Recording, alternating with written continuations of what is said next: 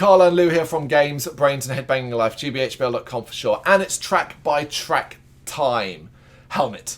Meantime.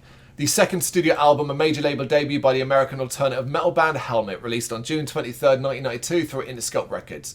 Despite initially only achieving moderate commercial success upon release, the album has since been certified gold by the Recording Industry Association of America and has sold over 2 million copies worldwide. Why? So I'm going to put it out right now. What? So I realised I didn't think I knew anything of Helmet. No. I've heard the name, but I'm definitely getting this band confused with someone else because I thought Helmet were a bit more heavier, metal. I thought they were more like Ministry. I don't know why I thought Helmet were like a Ministry kind of band. Maybe it's just because in the 90s people listed the big hitters, and they were. I thought they were like an 80s fucking metal band. No, so I'm definitely thinking of someone else. 90s industrial. Okay. A couple of songs rung a bell from obviously pubs, clubs and stuff. Really? I'm like, right, okay, yep, I've heard this one before a few times, but yeah, I'd never heard anything more, and I really thought they were like industrial. So I'm like, I don't know anything about them. This was an interesting one for me because once it started, I was like, wait, this is not what you thought at all. Okay, readjust my mind. Yeah. And then it's like, oh no. Oh no, I've made a terrible mistake. Okay. Alright, we begin with In the Meantime. I'm sold on the blast of chaos that introduces this track, and the fact that it slips into a wickedly groovy sound is even better. I don't know what I expected. This is what me writing at the time. I don't know what I expected. But the early new metal touches and heavy rock sound was not it. I do like this though, in particular the shouty vocals. Helmet have my attention, and I'm interested to see what comes next. It feels very 90s. Okay. A nice chunky start, and his vocals are very raw and punky. I've definitely heard this song before. Nicely paced and doesn't drag. Okay. Yeah. Ironhead. The big groove is still working for me, but I'd be lying if I said that this one was as interesting as what came before. I think the verses, with those jabbing instrumental parts and vocal bars, are good, but the rest is really meh. I thought it chugs along nicely enough. I like the deranged guitar at the end. It does add a little interest to the track. So yeah, nothing spangly about that one. Safe to kill. It all comes back. We're sticking it out. Waste my own attack. Lift me up. Give it. There's some nice bass here, and I like the tone switch that gives this one a grungier feel. The clean singing is pretty good, and again it's a track with some groove. I find this one fairly compelling. I like the bass intro to this one and the grungy sound. I really thought this band were industrial, so I changed my mindset and enjoyed this one, and I thought I could boogie to this one. So I enjoyed this one. Yeah, I mean, we both had obviously had to readjust our mind and go, okay, it's not what we think it is, it's this. Then we get Unsung. Again, nice bass, big and thrummy, I like it. Aside from that, this is a wicked romp of rock and groove. A bit more fun, a little less serious and very catchy, especially the chorus. I can enjoy the shit out of this one, and it's where the alternative tag really shows. It does get a bit meandering at the end, but I ended up still liking this one a lot. I have a bassy start, I really like this one. I like the vocals and the way the song is paced. It feels like a track they released. I'm pretty sure it was a single. It feels like it, doesn't it? Yeah. It's accessible, but a good example of them. Yeah, I don't know what the singles were, but I'd imagine this one was probably up there. It feels it. Yeah. Turned out, it's cool to see the fire back here. Helmet returning to their heavier sound with those shattered vocals back in place. It's a little disjointed overall though, and I was getting bored by the halfway point, especially as the chorus is nothing special. By the end, switched off completely. Very jagged start, more aggressive and abrasive, but not rough in quality. There's a strange dead stop when I thought the track had finished. I didn't like that. I said disjointed. Yep. Disjointed, yeah, that's the word.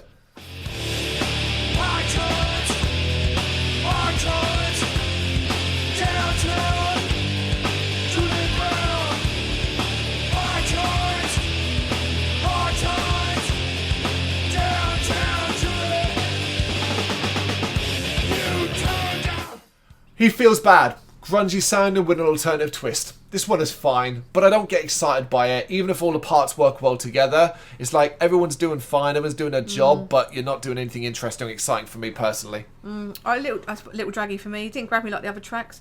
I felt the guitar was still disjointed. So, yeah, not a good one. Better. This one does throw me though, and again I have to praise the bass. Hell, I even like the snare drum here. It's got an infectious groove running all the way through it. I really liked how the vocals are statements, like almost here. Like more like I'm saying something rather than singing something. Yeah, I thought the aggression makes it stand out. I prefer the cleaner vocals to the more punky tone. It has an interesting layering effect through it, and I like that. Like you said, it sounds like you're saying a statement rather than singing it. Yeah, I like that. You Borrowed. The thick grungy groove is back, as are the clean vocals. However, here, I think they've got this slightly trippy tinge. It's a cool track. Nothing special, but not the worst on the album. I'm a fan of the grunginess on this one, and the slowing down with the good drums breaks it up. The guitars work nice and smooth. Okay. Yeah.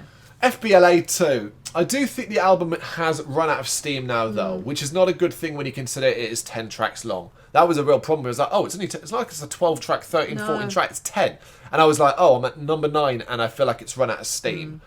I would struggle to pick this track particularly out of a lineup of tracks in this album. Is it bad? No. But it's just more of the same. And I'm not really interested in it. No. It all blends in a bit too much. I had to listen to it a few times to try and get something from it. So yeah, we're getting the kind of same thing from it by this point. And same problem with Role Model. It applies here, even though this one does have a thicker guitar sound. It's, again, a perfectly fine closer. Nothing special, though. Wonder how it came out wrong.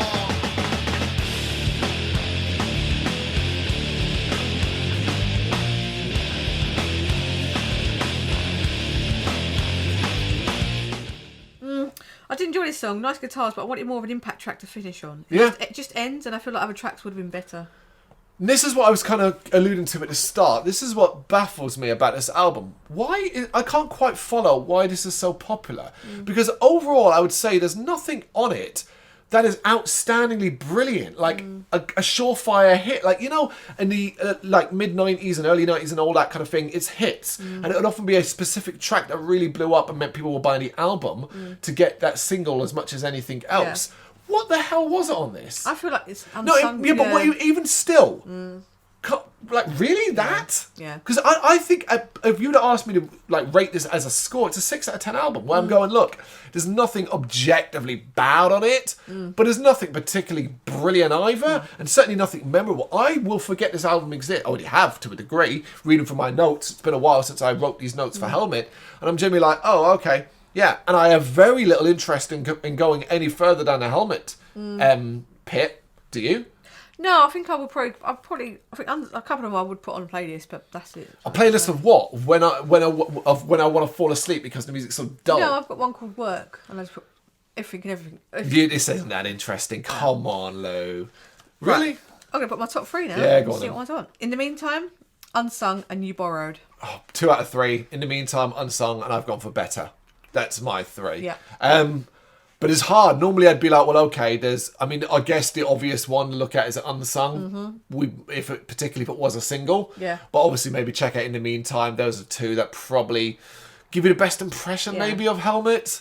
I don't know, maybe you're way more familiar with them. I'd love to meet someone who's like a super fan who could really knows and could explain to me like what was going on at this particular period in time. And because this is the second studio album. Yeah. Not even the debut. I should have gone for the debut. Yeah, it's just one randomly pulled out. That's kind of how we work track by tracks. It's not often like, it's like, oh, this one will do, that one will do, that one will do. Have we done this one before? We've been doing this for years, so... Band we don't know much of. Yeah, and that's very much the case, as clearly you thought they were industrial, I thought they were an 80s metal band. Yeah. Clearly we're both wrong. It turns out they're a 90s alt band. There we go. Helmet, meantime, you got any thoughts? You know what to do? Let us know in the comments. Thank you very much for watching. If you'd like to see more content like this, please consider hitting the subscribe button. It is gratefully appreciated. You can find us over at gbhbl.com, our full website where reviews, news and so much more goes up daily. We're also on all social media platforms, Facebook, Instagram, Twitter, Threads, at gbhbl. Just search for gbhbl and you will find us out there. We also have merchandise on sale. You can access the shop via the website.